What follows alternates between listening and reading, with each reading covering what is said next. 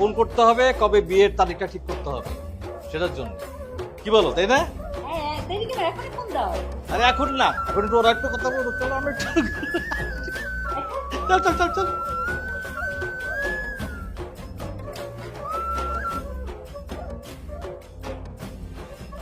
কি আমার প্ল্যানিংটা কেমন ছিল?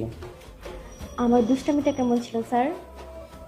এখনো স্যার, আর কিছুদিন পর তো আমি তোমার হাজবেন্ড হব।